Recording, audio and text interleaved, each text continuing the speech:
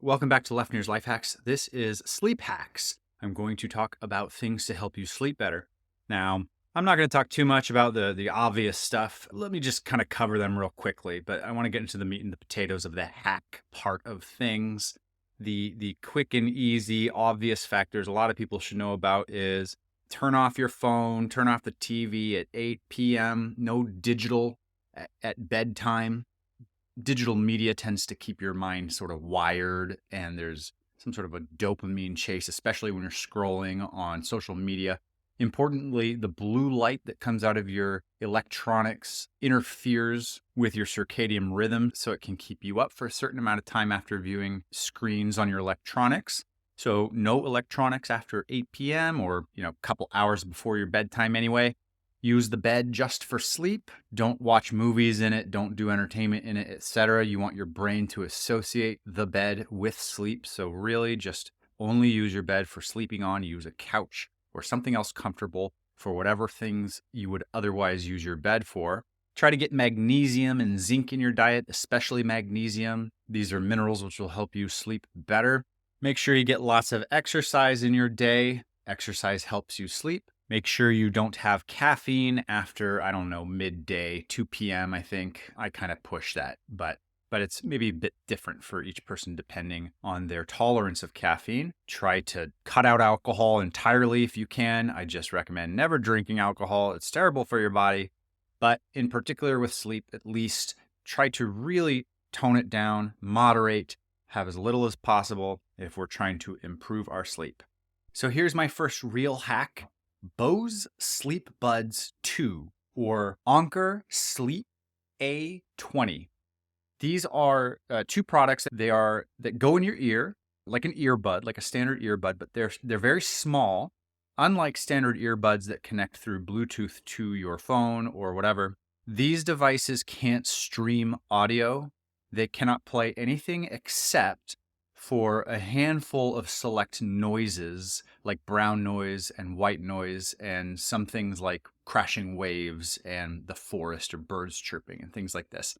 So there's a sort of preset library of sounds that they can play. You do activate it through your phone via Bluetooth, but it's sort of like you send the sound bite over to the device and then it sets the device to be playing that sound from internal of the device. And there's only like a small recording of it, let's say 10 seconds, and then it's on loop. All the stuff is gutted from the device that would normally be in earbuds for robust Bluetooth streaming and all these things. And instead, the only thing it's able to do is stream brown noise, white noise, etc. And because they've gutted all that tech out of these earbuds, they're very, very small. They're so small that you can put it into your ear canal and rest on your side if you sleep on your side. And it's flush against the inner part of your ear such that you won't feel the protrusion like you would with normal earbuds. And the sound lasts for about 8 to 10 hours. So you can wear these things to get a full night's sleep. And so it blocks out sound from the external environment. And I like these better than just earplugs because with earplugs, you can sort of hear yourself swallow or your jaw crack or a lot of your internal processes. Kind of an uncomfortable experience.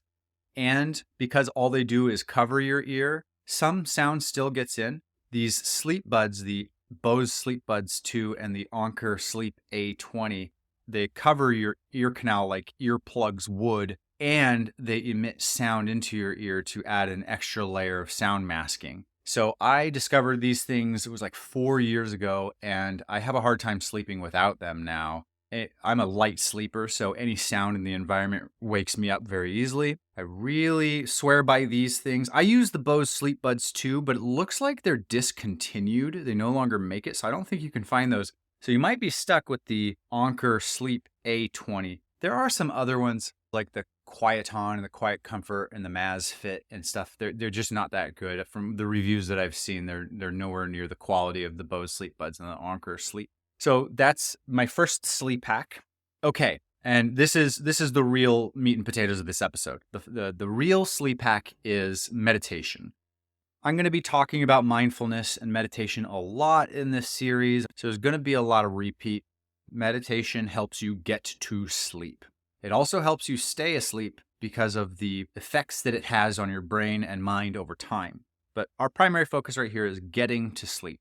So, what happens when you lay down at night is your brain tends to chronicle the things left undone from the day.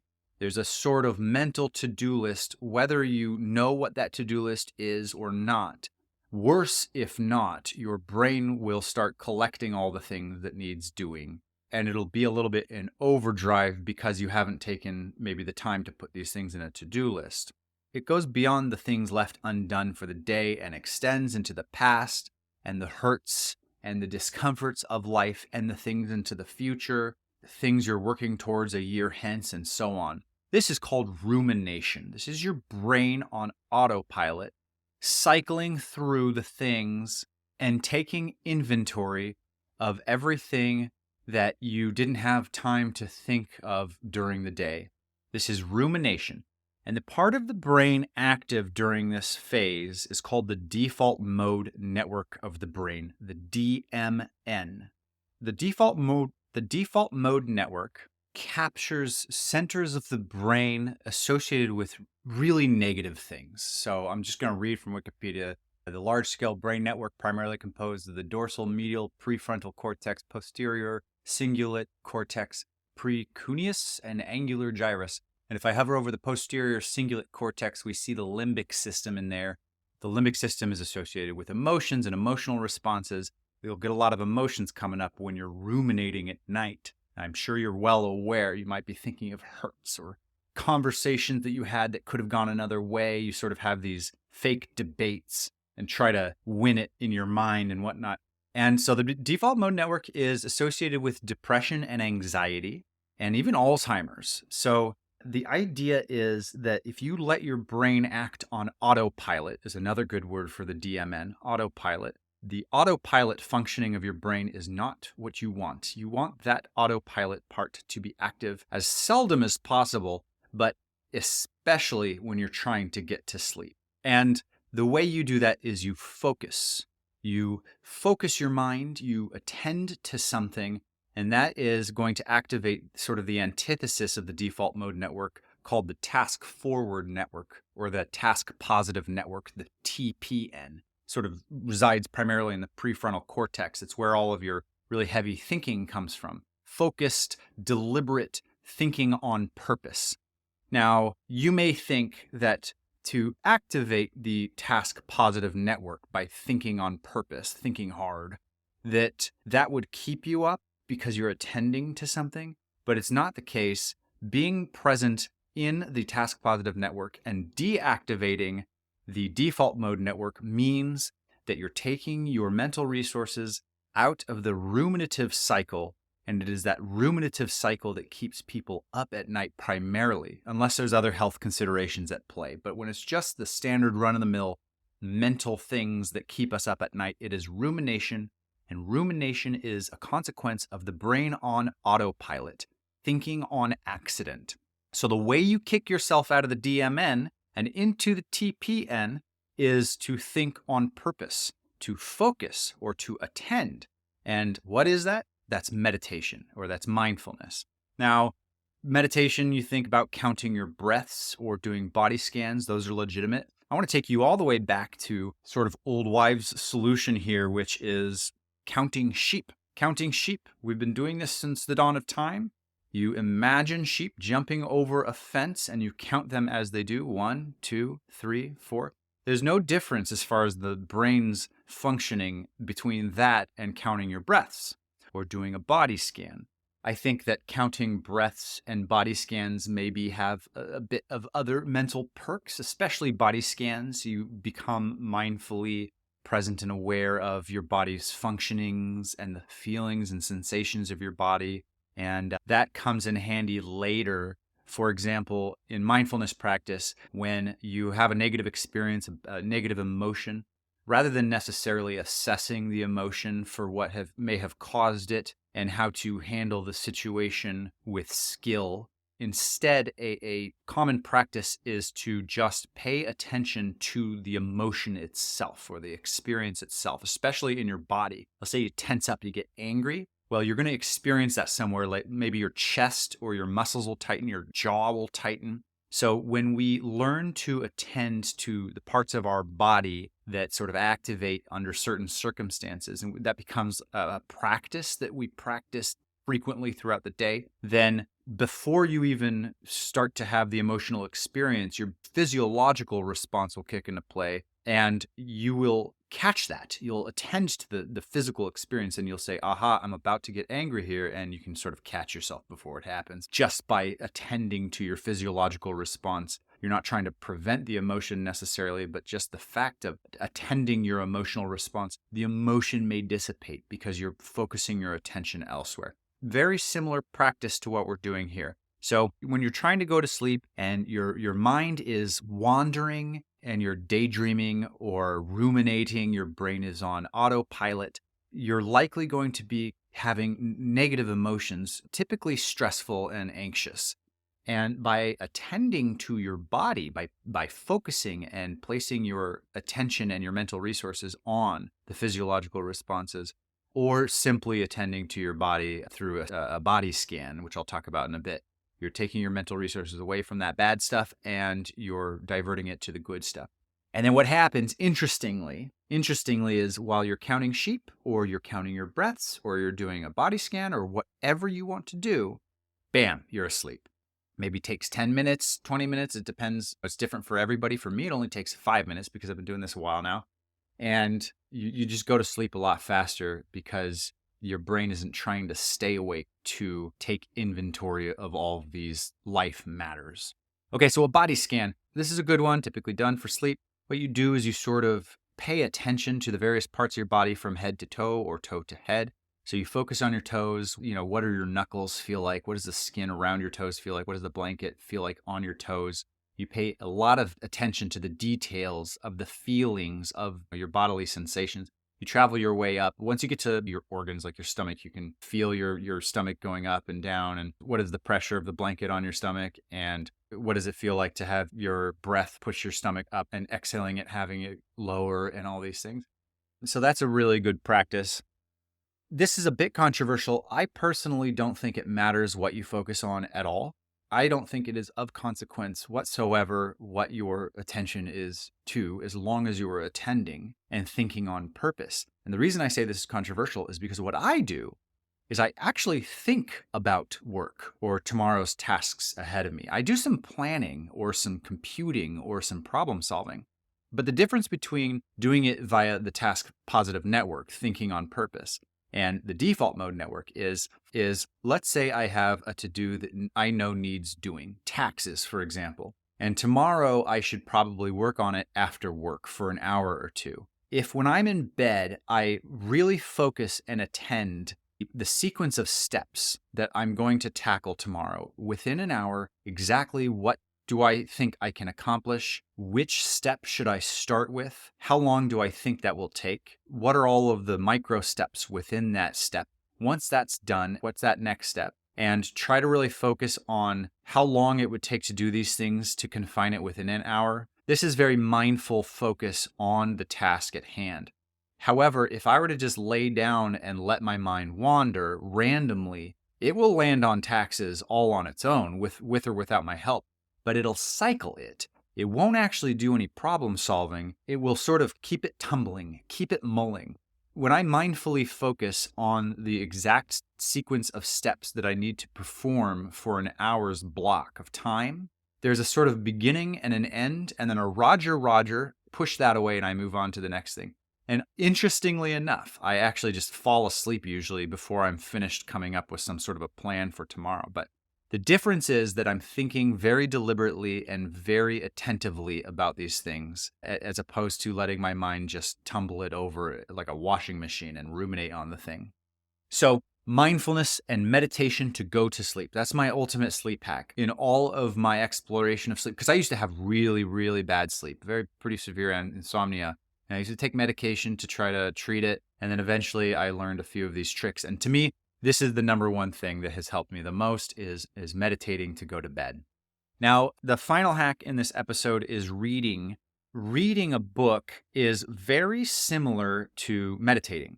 It's almost, I call it meditation on training wheels. When you're focusing on a book as you're going to sleep, the amount of focus that you have to exert to exercise your imagination and not let your mind wander while you're reading. You may be familiar where you read a sentence or two and then you just notice that your mind wandered. You're like, oh, snap. And then you backtrack to where you left off before you stopped paying attention. That's very similar to meditation. A lot of times what happens when you're doing these mindfulness exercises, especially focusing on your breath, one of the goals is as wandering thoughts enter your mind, you sort of let them go, or you imagine them as a balloon and they float away, or it's like a little cloud that dissipates. Maybe you observe the emotion for a brief moment, but then you let it drift away and then you bring your mind back to your breath. It's a very similar experience when you're reading. You're trying to envision the scene that you're seeing in words. You're translating what you're reading on the page into an imaginary world inside your head.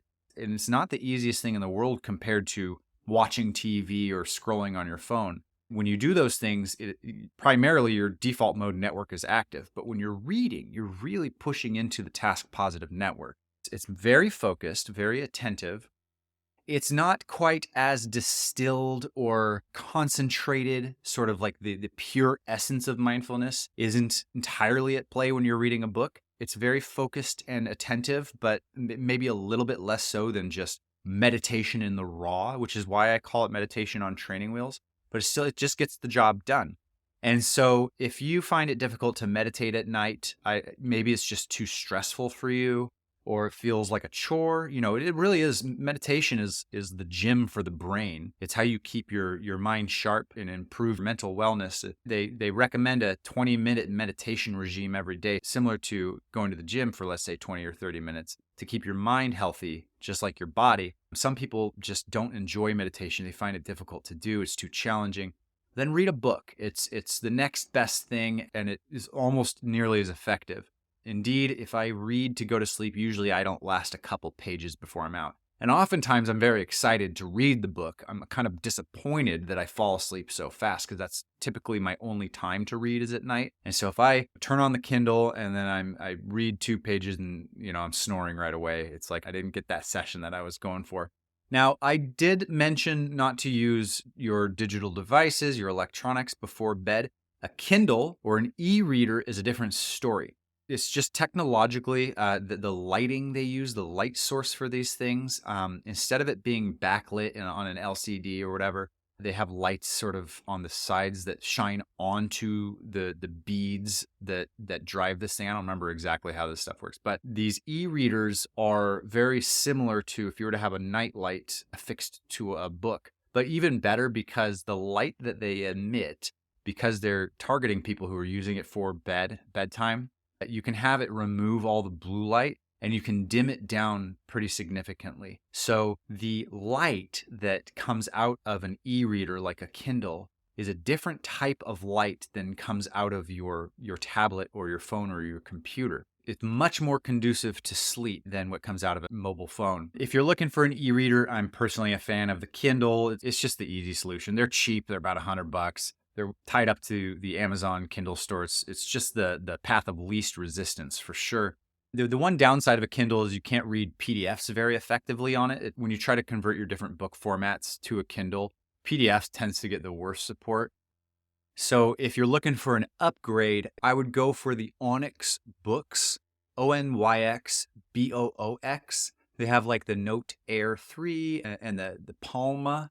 They have a bunch of different devices. They're more premium than the Kindle, higher quality, and then they can handle PDFs. They have more colors and all these things, but a fair bit more expensive. We're talking about $400 to $500 compared to $100 to $120.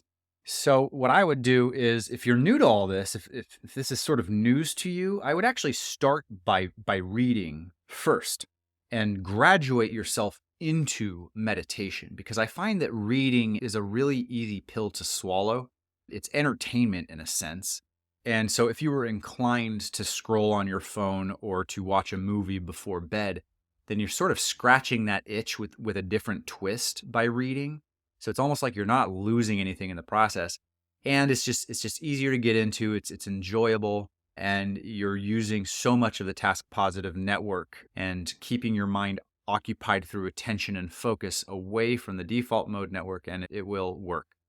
And then over time, try to meditate to go to sleep. Once you start feeling a little bit more at ease, less anxiety as you go to bed, try to come up with a meditation regime. Start with counting sheep, the age-old solution, and then work your way into counting breath. And then after that, try doing body scans. Read about these online. You'll want to see like a video or read a tutorial on body scans. I obviously didn't do a very good job explaining it. Real quick, the thing about books is we correlate readers with intelligence. People who read a lot are smart.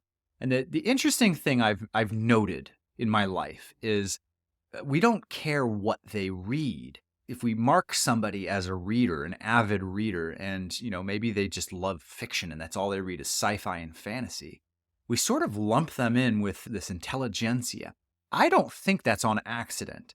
I believe that the typical ways of killing time, TV, movies, phones, etc., really keep your mind in the default mode network. It really keeps your brain in anti-wellness, the centers associated with depression, anxiety, and all these things.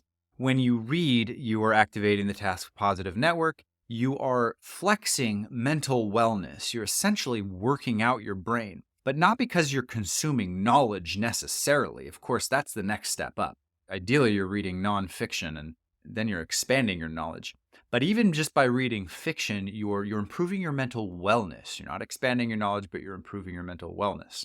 And that mental wellness translates into your day-to-day. You'll find yourself more focused at work. You'll find yourself more upbeat and positive, happy, less anxious, less inclined towards depression.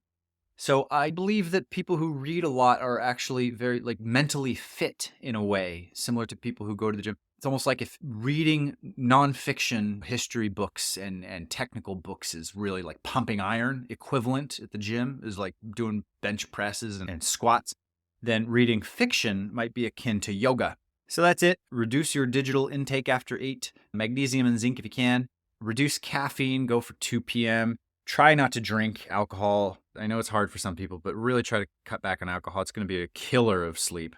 I recommend sleep buds that emit white noise or brown noise or whatever. Popular ones are the Bose Sleep Buds 2 and the Anker A20. And finally, meditate to go to sleep. And I'm going to lump into that reading. Reading is meditation light, and meditation is meditation hard.